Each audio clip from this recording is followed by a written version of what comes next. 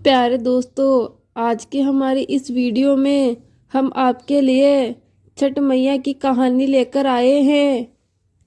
छठ पूजा की तैयारियां हो रही थी। सुहानी भी छठ पूजा का सामान लेकर अभी अभी बाजार से ही घर लौटी थी। सुहानी बोली, अरे सारा सामान आ गया, लेकिन बांस की टोकरी लाना भूल गई।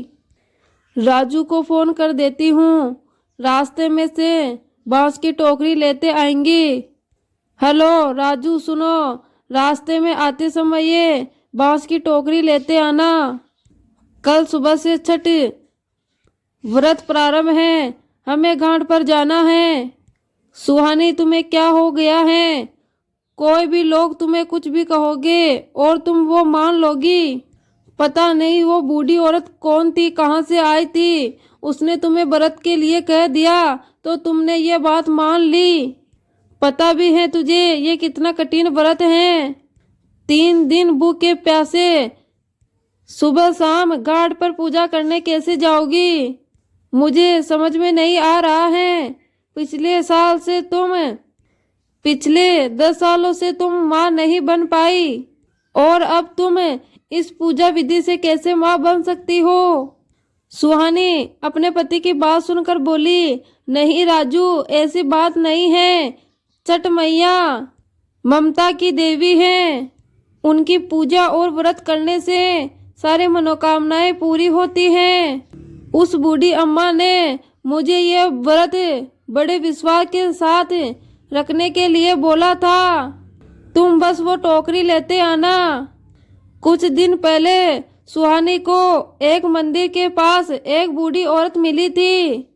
बूढ़ी औरत बोली, बेटी कुछ मदद कर दो।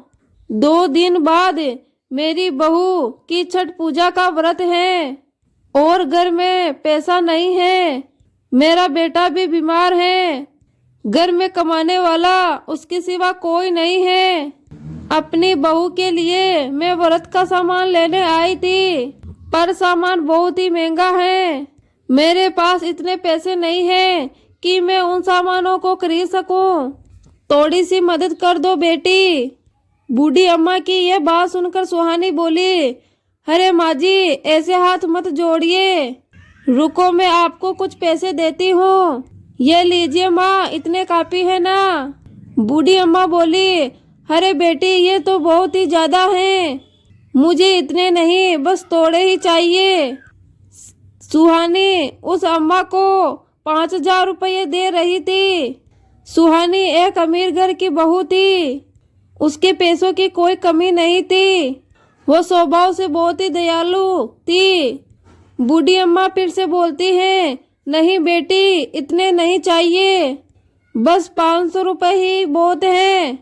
देखना, तुमने मेरे इस कार्य के लिए मदद की है।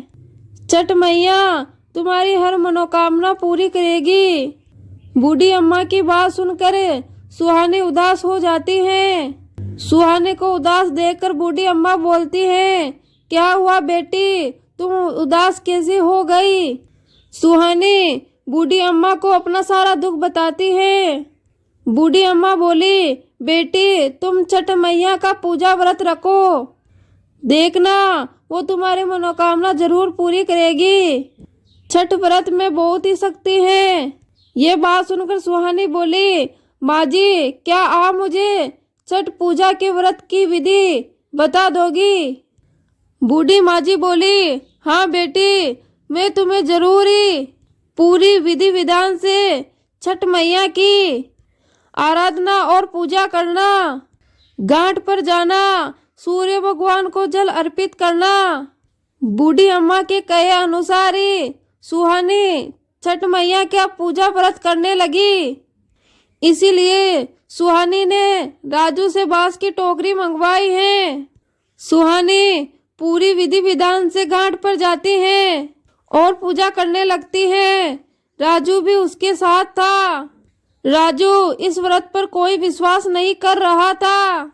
अचानक पूजा करते हुए सुहानी पानी में थोड़ा आगे चली जाती है और उसका पैर फिसल जाता है और वो गहरे पानी में डूबने लगती है।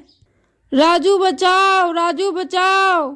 राजू जोर से चिल्लाता हुआ बोलता है, अरे मेरी पत्नी को बचाओ, मेरी पत्नी डूब रही है। राजू सुहानी को बचाने के लिए आगे जाने लगता है, लेकिन लोग उसे पकड़ लेते हैं। आगे आगे मत जाओ भैया, आगे बहुत गहरा पानी है, आप भी डूब जाओगे। अब तो छठ मैया ही आपकी पत्नी को बचा सकती हैं, आप उनसे प्रार्थना करो। राजू छठ मैया से बोलता है, हे छठ मैया, मैं आप पर विश्वास नहीं करता, लेकिन मेरी पत्नी आप पर विश्वास करती है और आपका व्रत और पूजन कर रही है। आप उसे बचा लो, नहीं तो यह लगेगा कि आपकी पूजा के दौरान मेरी पत्नी के साथ ऐसा हादसा हो गया। उसकी रक्षा करो मैया, अब रक्षा करना आपके हाथ में ही है। इस संसार का आपसे विश्वास उड़ जाएगा माता, मेरी पत्नी को बचा लो। राजू छठ मैया से प्रार्थना ही कर रहा था और इधर सुहानी को लग रहा था कि अब वो बचेगी नहीं। वो गहरे पानी में डूबती ही जा रही थी। वो जोर जोर से चिल्ला रही थी, राजू बचाओ, राजू बचाओ। और तभी अचानक सुहानी ने देखा कि छठ मैया पानी में चलती हुई उसके समीप आ रही है और छठ मैया ने सुहानी का हाथ थाम लिया। जैसे ही सुहानी को होश आया, वो घाट के किनारे लेटी हुई थी और उसके आसपास बहुत सारे लोग इकट्ठा थे। राजू भी सुहानी को सिर को अपनी गोदी में रखकर बैठा हुआ था।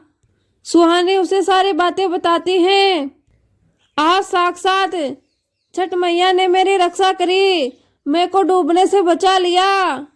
यह बात सुनकर राजू बोलता है, मुझे माफ कर दो सुहानी, मेरे से गलती हो गई, मैंने छठ मैया की शक्ति को नहीं पहचाना।